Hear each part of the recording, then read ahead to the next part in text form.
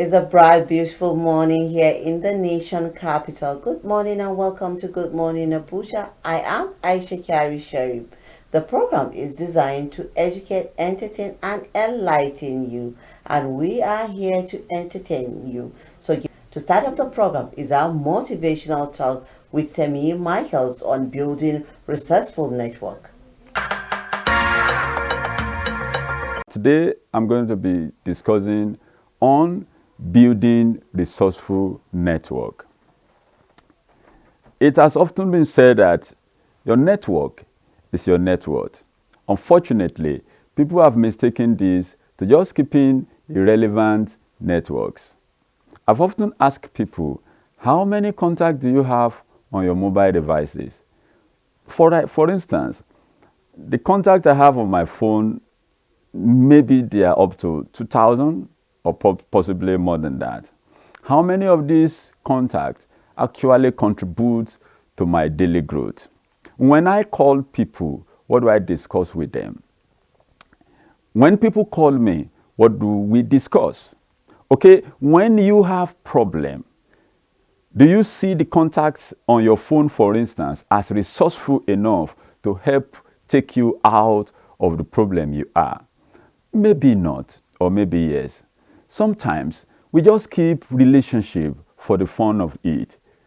But those who have succeeded in life has taught us that our network actually matters in life.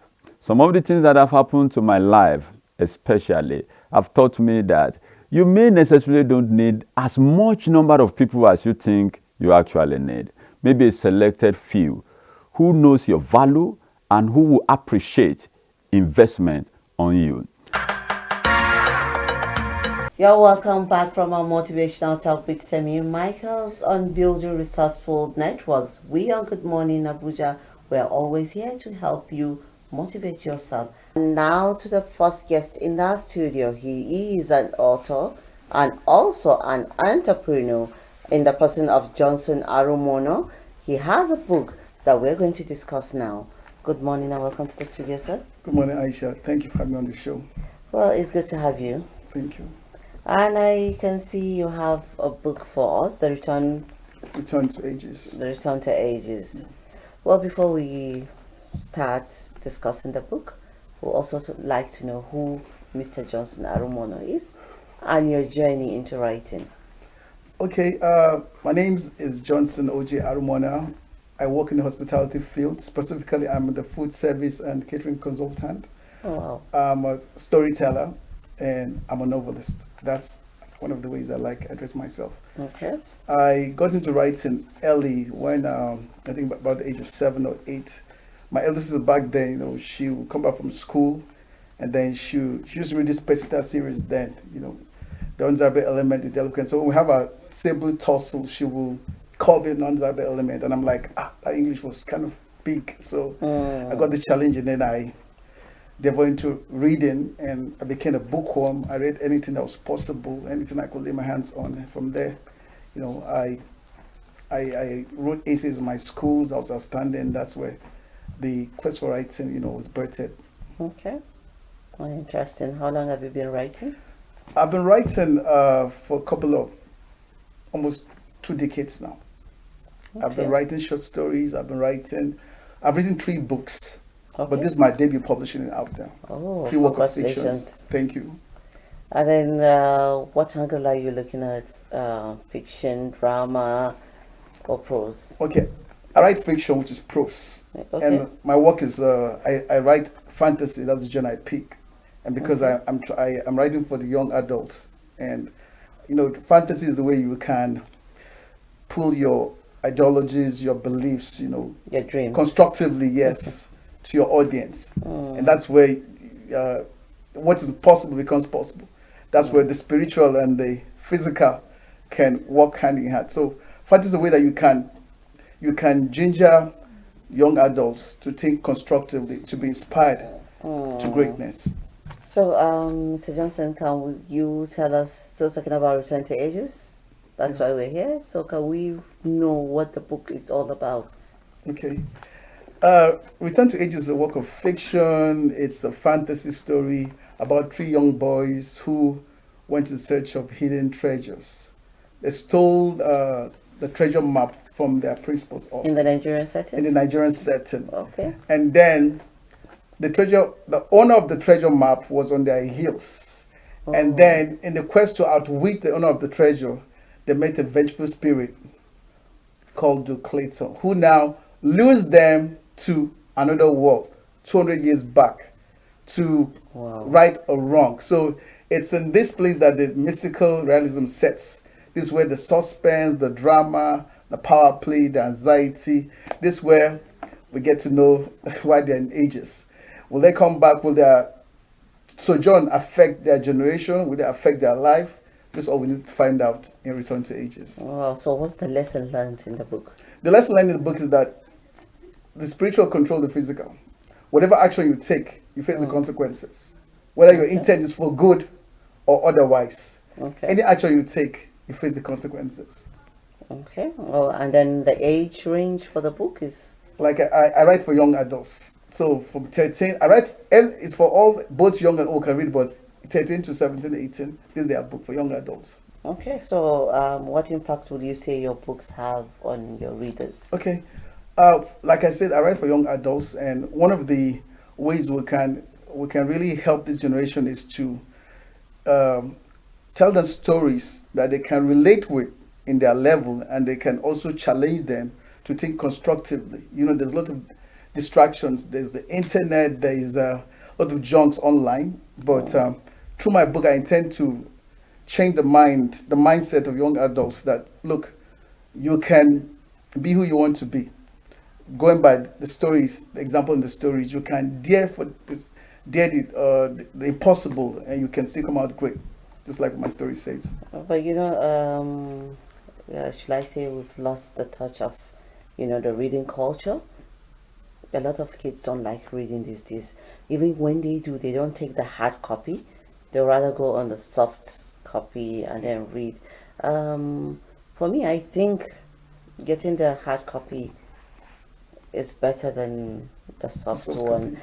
So, how can you help them? Or do you have like a group or anything to teach these kids on how to start reading hard copies? Put their hands on the book. Okay. Well, technology, things are changing, so you find out that people can read soft copies. I think nowadays I heard the way forward, every hard copy will have soft copies, in institutions, because the world is going digital, Yeah. and it's cheaper to have soft copy than hard copy. But then I think to improve on the reading culture, we have to be intentional about it. They let them distract. The children are distracted, but we have to be intentional But about even it. now, apart from the soft copy, I noticed that there are a lot of audiobooks. Yeah. It's like the world is changing. Exactly like we said. Important thing is that we just have to be intentional about it. Like I'm working on an audiobook on this version. Oh, really? So if you So I can't don't have to get the- to read the book. the- I'll just have to like lie down and then be listening listen to to. audio, it depends on. Do Interesting. you understand? So you can go digital.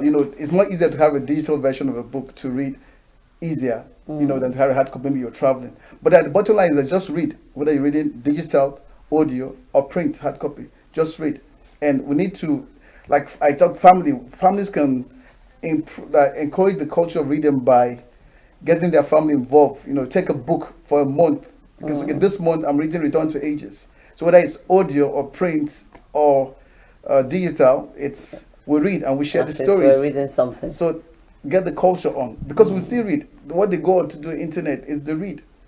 So it has to do with it. We have to be intentional about reading, so we can revive that culture of reading. Yeah, interesting. Now to the book, The Return to Ages. Yeah. What made you title the book Return to Ages?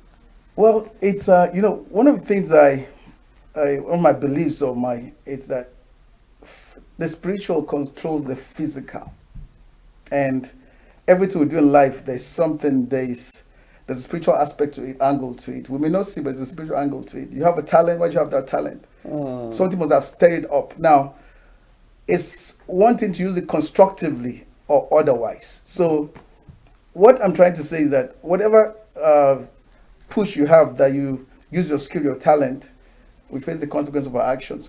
So yes, we Definitely. all have the will to do what is wrong, what is right. So you have the will to be who you want to be, but the channel, the procedure, if you take it negatively, the consequences, That's you bear it. it. If you take it constructively, the consequences will come on you. So what I'm telling my readers is that you can be who you want to be with the gifts you have, but then you take responsibility for your actions. So is it a life story, something about you, or it's just fictional fantasy all through? Okay, most writers they tend to share their personality in their character. Mm-hmm. Of course, I did that, with the lead character, Okay. the boys. But it's a fiction, it's fantasy, so Mm. it's not a true life story. It's just creative story. Things inspire them, Mm. and then stories are very funny. When you start the story, you get to a point, take its own life. You're like, I didn't know I'm going to get here. You understand? Like Mm.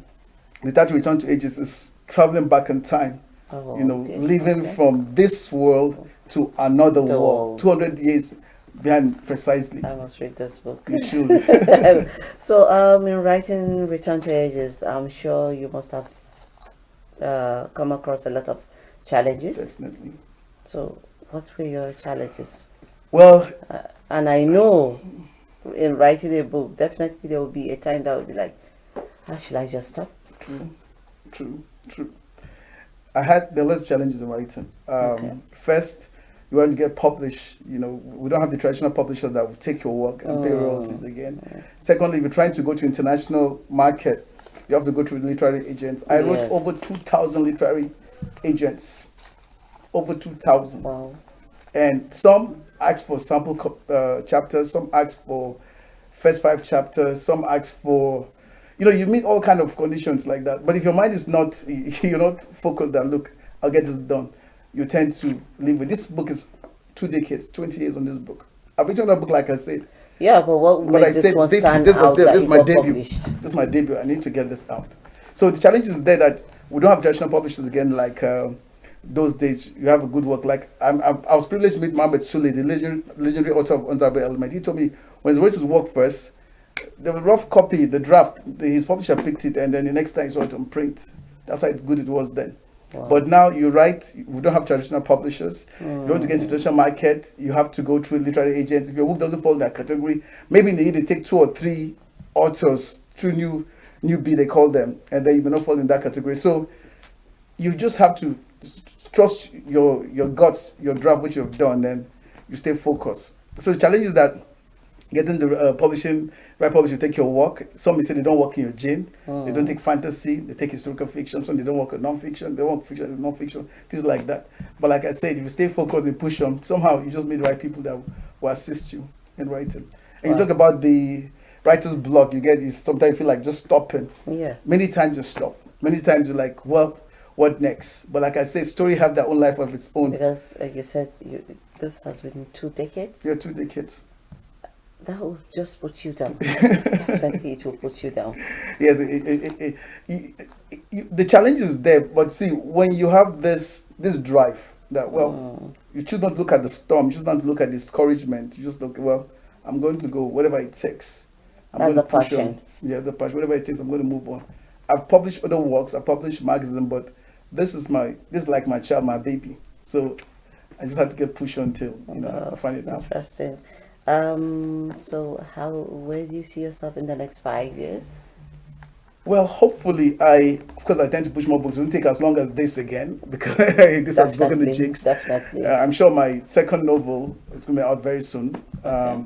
Hopefully, the next 5 years, I trust that, my book will be well circulated, well read, or used in schools, used on, approved that be used in schools. And I also want to say I can encourage young writers, discover Okay. new talents. Because we need to have a new generation of writers, you understand, who will take the matter and do much more than what we can do. So hopefully in the next 5 years, I am hoping to see my book well read and then inspire more writers to write. Okay, and then before we let you go, what's your advice to young writers that have the interest, the creative mind to write? What can you tell them as in to help them in the writing world? Okay. I will say that, well, if you have the drive to write, just keep writing and keep developing yourself and keep reading. No matter have the rejections, don't worry. Somehow you made the right person. You get the right platform. Just join Writers Forum. Keep reading, keep pushing, keep writing. You never know who's reading. You can thank God things are easier today. Social media, you can post on Yes, a little Facebook bit or of on it. any channel. You never know who's reading your work, and somebody can like that stuff like that. And who knows, we can get in contact and we can help ourselves. So how can we lay our hands on the book? Okay, the books is available on my publisher's website, my publisher's site, Okay. www.hph.ng, Okay. or Roving Heights Books. You have the Roving Heights on their store in Wuse 2 or on the online store. And of course, you go to my website, arumana.ng. You also can have access to the book. Thank It's you so available much, there. Mr. Johnson Thank you, Arumana. Aisha. We really appreciate you coming here. Thank you. And I hope we'll bring back the reading culture in our We society. should. Yeah, we should. Thank you. Well, we've been speaking to the author of Return to Ages, Mr. Johnson Arumana, and you heard him. We should please bring back the culture of reading in our society in order to make reading part of our life. We'll take a short break and the program continues. If you're just joining us, the program is still Good Morning Abuja, and now we have a cleric in the house who is going to talk to us about the importance and the lessons of a good leader or leadership in our society. Welcome to the studio, Mr. Yunusa Thank you Ibrahim. for having me. You're welcome, sir. Thank you. So, as a cleric and in your own field, we would like you to tell us the lessons we should learn from leadership qualities, or the leadership qualities of a good leader in our society. أعوذ بالله من الشيطان الرجيم بسم الله الرحمن الرحيم الحمد لله والصلاة والسلام على محمد وعلى آله وصحبه وسلم.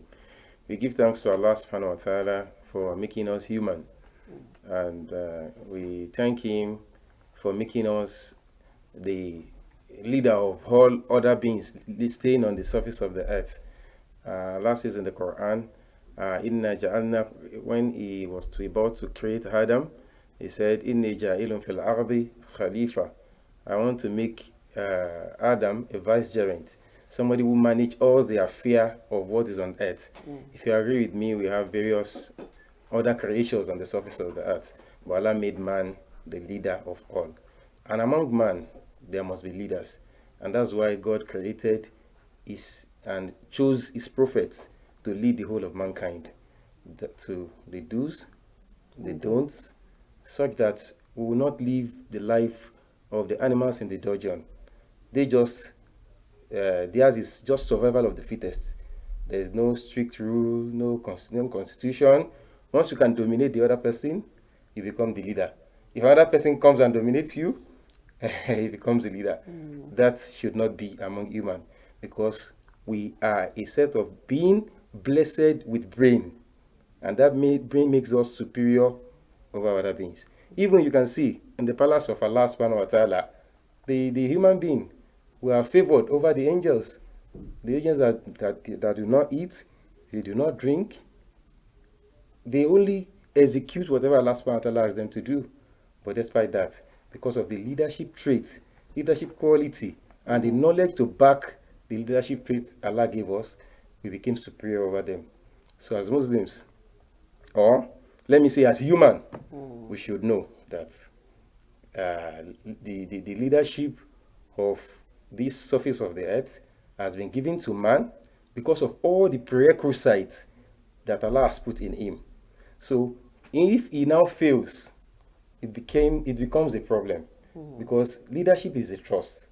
You have to account for everything, no matter how minute it is, on yourself, on your family, your wife, your children, such that the Prophet ﷺ even went to the extent that you have to account for your eye. When the eye is supposed to sleep, use it for sleeping. When your hand is supposed to handle what is good. When your leg is supposed to trek to the right place. All this tells us that everything that is here, not to extend to the resources Allah has put here, because you did not create those resources. So why do you now just spend it alone when you're supposed to make it evenly distributed among people? such that we can have peace, such that we can have progress, such that you will actually be representing Allah the way Allah wanted you to represent Him. Allah, the creator of all this, said He's putting us here, that's our forefather Adam, as a vicegerent. When you have an agent, the principal dictates what the agent does. So when the agent now does what is contrary to the principal, then you are supposed to account to the principal. If not, you'll be sanctioned. So that's why we are here. Once we see ourselves representing somebody, Allah on the surface of the earth, then we'll be good leaders. But when we just see that everything is just by chance, and we do it like the lion will dominate the other animals in the dungeon, then we act anyhow. No, nothing behind the mind that, oh, I'm supposed to be responsible to people, I will be questioned, then everything goes. You will not have direction because there is no, what I will call the what do you call it? There's no fear of any consequence. So then you continue to act and act without direction. And that is not supposed to be man. That is supposed to be the animal. We're always guided in one way or the other. And well, looking at insecurity everywhere in one state or the other, even though we can say we, the residents of the FCT, are lucky enough not to be facing this. So, for peaceful coexistence, what can you say to the residents of the FCT at a time like this that so much is happening? I would still attach the security, as I said earlier, to the consciousness of accountability. The consciousness of accountability. If the leaders know that they will be accountable, the followers know that they will be accountable, you will not take undue privilege on others. You see, we are lucky in FCT that things are, despite that there are still some itches in the remotes of FCT itself. But what I'm happy about is that there's more consciousness on the part of the leaders that no, things are not right and things must go right. So we want to praise the president, we want to praise the leadership of the police, the army. They are working, but we want them to do more. By the time Nigeria is safe for us, particularly those of us who don't have international passports and our children do not have. So I strongly believe that it will be a Nigeria we met when we were growing. Definitely. I could recall when I was going for service 1999, I told my parents I was to go to Cross River. I was born and bred in Lagos. So I left for Cross River. I told them, don't expect me after 1 year. And I got there. I had all my, the place was peaceful. The people were accommodating. I learned a lot of lessons. Till now, I've not gone back to Cross River. I just left then and came back. So we are praying for a nation like that. Since FCT is supposed to be the model city, so we are praying and we are using this opportunity to beg our leaders that let other states be like FCT so that everybody will have peace and there will be progress. There is no progress where there is no peace. Definitely. So thank you so much, sir, for coming. We really appreciate you coming here, and we hope your message has been passed to the general public. Thank you so much. Well, we've been speaking to Yunusa Ibrahim, and he spoke about leadership and the qualities of leadership, and we should all be accountable for what we do. We'll take a short break, and the program continues. Come to the end of our program on Good Morning Abuja, and we hope we were able to educate, entertain, and enlighten you. We'd also like to thank our guests for coming on the show, and of course, our Good Morning Abuja crew. Well, with this, we hope you join us same time, same station. I am Aisha Kari Sherry. Bye for now.